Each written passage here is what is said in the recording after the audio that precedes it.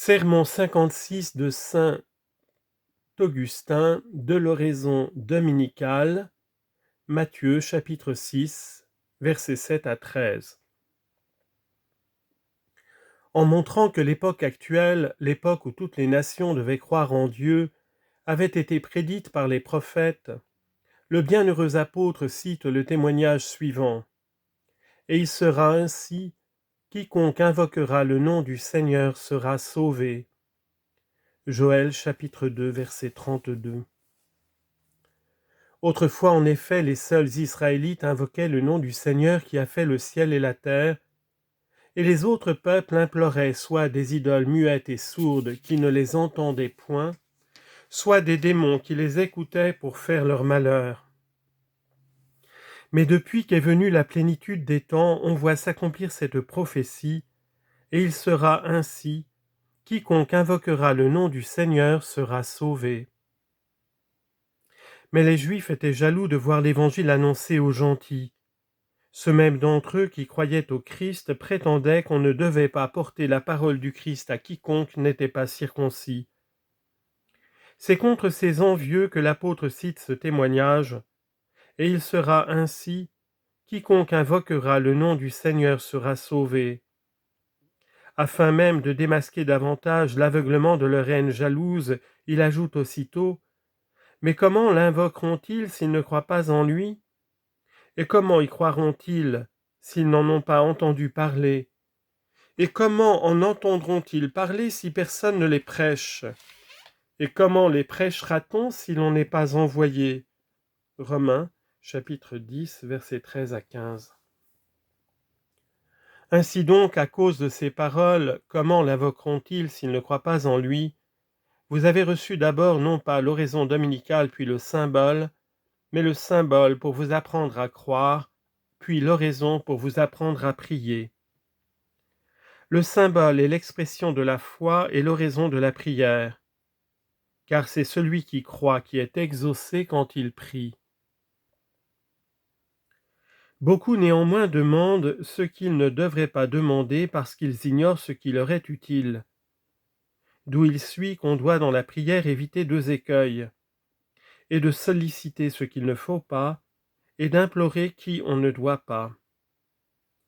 Il ne faut rien demander ni au diable, ni aux idoles, ni aux démons, mais à Jésus-Christ notre Seigneur et notre Dieu, lequel est en même temps le Dieu et le Père des prophètes, des apôtres et des martyrs. Mais au Père de notre Seigneur Jésus-Christ, à qui a fait le ciel et la terre, la mer et tout ce qu'ils contiennent, il faut demander tout ce qu'on doit demander. Qu'on se garde donc bien de solliciter de lui ce qu'on ne doit pas requérir. On doit demander la vie, mais que sert de la demander à des idoles sourdes et muettes ? Que te servirait aussi de demander à notre divin Père qui est dans les cieux la mort de tes ennemis ? N'as-tu pas entendu, n'as-tu pas lu dans le psaume prophétique où il est question de l'affreux traître Judas, cette prédiction qui le concerne, que sa prière même devienne un crime ? Psaume 118, verset 7. Crois-le donc, si tu souhaites le malheur de tes ennemis, ta prière aussi deviendra une iniquité. Peut-être avez-vous pensé en lisant les psaumes que l'auteur sacré y fait souvent des imprécations contre ses adversaires. Sans aucun doute, dit-on, celui qui parle dans ces antiques est un homme juste. Mais pourquoi appelle-t-il de si grands mots sur la tête de ses ennemis ? Il n'appelle pas le mal, il le prévoit. Il fait des prédictions et non des imprécations. Ces auteurs inspirés connaissaient d'avance le bien et le mal qui devaient arriver à celui-ci, à celui-là, et ils le prédisaient simplement sous une forme optative. Mais toi, sais-tu si celui à qui tu désires du mal ne sera pas bientôt meilleur que toi ? Je sais qu'il est pécheur, reprends-tu. Ne sais-tu pas que tu l'es toi aussi ? Tout en osant attribuer à autrui des dispositions que tu ignores, tu sais sûrement que tu es pécheur.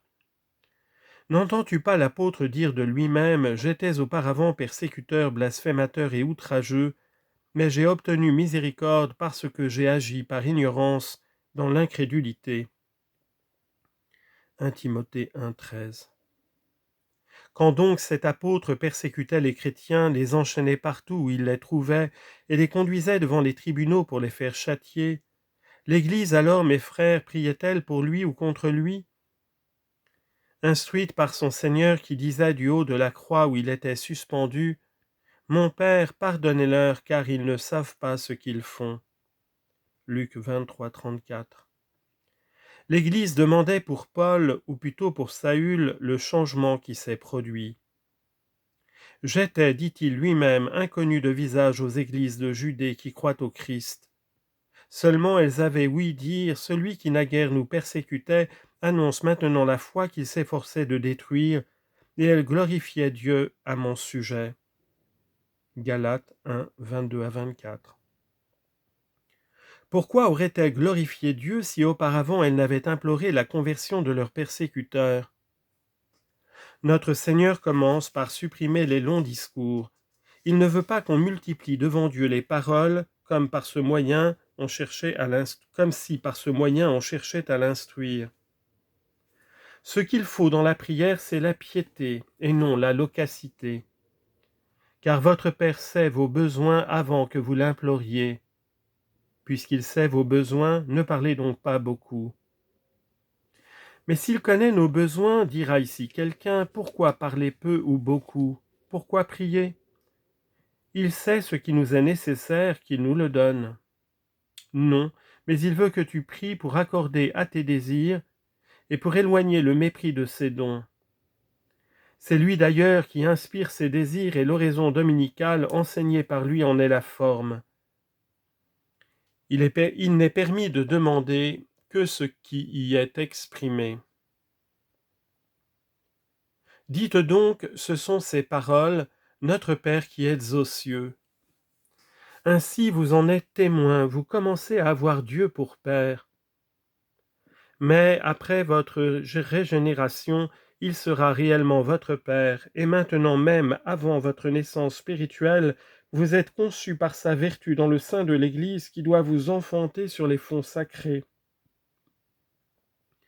Notre Père qui êtes aux cieux. Souvenez-vous donc que vous avez un Père dans les cieux. Souvenez-vous qu'issus d'Adam pour mourir, vous devez être régénérés par Dieu pour vivre. Et ce que vous dites, dites-le du fond du cœur. Priez avec affection et vous serez réellement exaucés. Que votre nom soit sanctifié. Pourquoi demander que le nom du Seigneur soit sanctifié? N'est-il pas saint? Pourquoi prier pour ce qui est déjà saint? De plus, en demandant que ce nom soit sanctifié, ne sembles-tu pas implorer Dieu pour lui-même et non pour toi? Mais comprends bien et tu verras que c'est aussi prier pour toi. Que demandes-tu en effet? Que ce qui est en soi est toujours saint, soit sanctifié en toi-même. Qu'est-ce à dire, soit sanctifié? Sois traité comme étant saint et ne sois pas méprisé. Tu vois ainsi que cette prière te regarde, car le mépris que tu ferais du nom divin serait un malheur pour toi et non pour Dieu. Que votre règne arrive. À qui parlons-nous? Et si nous ne faisions pas cette demande, est-ce que le règne de Dieu n'arriverait pas? Mais il est ici question du règne qui suivra la fin des siècles. Dieu en effet règne toujours et obéit par toutes les créatures, il n'est jamais sans empire. Le règne donc que tu désires, c'est celui dont il est écrit dans l'Évangile, « Venez, bénis de mon Père, recevez l'empire qui vous a été préparé dès le commencement des siècles. » Voilà le règne dont tu dis que votre règne arrive. Nous demandons à la fois et que ce règne s'établisse en nous et qu'en lui nous ayons place. Il arrivera sûrement. Mais à quoi bon pour toi si tu es à la gauche? Ici donc encore, c'est ton bien que tu demandes, c'est pour toi que tu pries. Ce que tu désires, ce que tu sollicites dans la prière, c'est de vivre de façon à être du nombre des saints à qui doit être donné le royaume de Dieu, et c'est pour demander la grâce de vivre de la sorte que tu répètes que votre règne arrive. Faites que nous soyons de votre royaume, que votre règne arrive pour nous comme il doit arriver pour vos saints et vos justes. Que votre volonté soit faite. Dieu ne ferait-il pas sa volonté si tu ne lui adresses cette prière? Rappelle-toi ce que tu as récité dans le symbole « Je crois en Dieu le Père Tout-Puissant ». S'il est tout-puissant, pourquoi demander que sa volonté s'accomplisse? Que veut donc dire que votre volonté se fasse? Qu'elle s'accomplisse en moi et que je ne lui résiste point.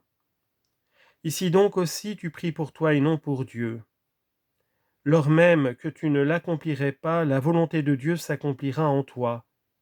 Elle s'exécutera en effet, soit dans ceux à qui il dira « Venez, les bénis de mon Père, recevez le royaume qui vous a été préparé dès l'origine du monde. » Car justes et saints, ils entreront dans ce royaume, soit dans ceux à qui il dira aussi « Allez au feu éternel préparé au diable et à ses anges. » Matthieu chapitre 25, versets 34 et 41. Car ils seront jetés dans ces flammes inextinguibles comme le mérite leur méchanceté. Autre chose est donc que la volonté divine se fasse par toi, et ce n'est pas sans motif que sollicitant son accomplissement en toi, tu demandes que ce soit pour ton bonheur. Car pour ton bonheur ou pour ton malheur, elle s'exécutera en toi. Seulement qu'elle s'exécute aussi par toi. Pourquoi dire alors que votre volonté soit faite au ciel et sur la terre? Ne devrait-on pas dire que votre volonté soit faite par le ciel et par la terre? C'est que Dieu fait en toi ce que tu fais, et jamais tu ne fais rien qu'il ne le fasse en toi. Tandis qu'il fait quelquefois en toi-même ce que tu ne fais pas, jamais tu ne fais rien sans lui. Que signifie au ciel et sur la terre, ou bien sur la terre comme au ciel? Les anges exécutent votre volonté, exécutons-la comme eux. Que votre volonté soit faite sur la terre comme au ciel. Le ciel, c'est l'esprit, la terre, c'est le corps. Ainsi donc, lorsque tu dis, mais le dis-tu avec l'apôtre, j'obéis par l'esprit à la loi de Dieu, par la chair à la loi du péché. Romains 7, 25. La volonté divine s'accomplit dans le ciel, mais pas encore sur la terre. Et lorsque la chair sera soumise à l'esprit, lorsque la mort sera abîmée dans sa victoire, 1 Corinthiens 15, 54, et que l'esprit n'aura plus à combattre aucun désir charnel, lorsqu'il n'y aura plus ni discorde sur la terre ni guerre dans le cœur, et qu'on ne pourra plus dire « la chair convoite contre l'esprit et l'esprit contre la chair, ils sont en effet opposés l'un à l'autre et vous ne faites pas ce que vous voudriez. » Galates 5, 17. Lors donc que cette lutte aura cessé et que toute concupiscence sera devenue charité, l'esprit ne trouvera plus dans le corps rien à arrêter, rien à dompter, rien à comprimer, rien à écraser. Tout marchera avec accord dans les voies de la justice. La volonté divine s'accomplira au ciel et sur la terre. Que votre volonté se fasse au ciel et sur la terre, c'est un souhait de perfection. Que votre volonté se fasse sur la terre comme au ciel. Dans l'Église, les hommes spirituels sont le ciel, les hommes charnels sont la terre. Que votre volonté se fasse donc sur la terre comme au ciel. Que les hommes charnels se convertissent et vous servent comme le font les hommes spirituels. Que votre volonté se fasse sur la terre comme au ciel. Voici un autre sens fort pieux. Il nous est recommandé de prier pour nos ennemis. L'Église est le ciel, les ennemis de l'Église sont la terre. Que veut dire alors que votre volonté se fasse sur la terre comme au ciel?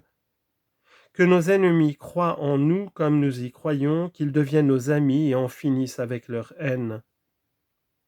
Ils sont la terre, c'est pourquoi ils nous sont opposés, qu'ils deviennent le ciel, et ils seront d'avec nous.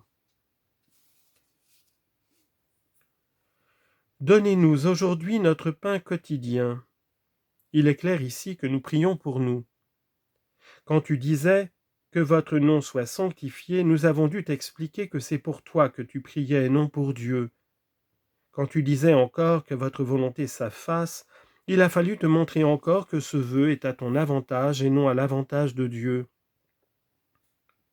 Quand tu disais également que votre règne arrive, il a été nécessaire aussi de te faire observer que ce n'est pas dans l'intérêt de Dieu que tu demandais l'avènement de son règne. Mais à partir de ces paroles et jusqu'à la fin de l'oraison, il est évident que c'est pour nous que nous supplions.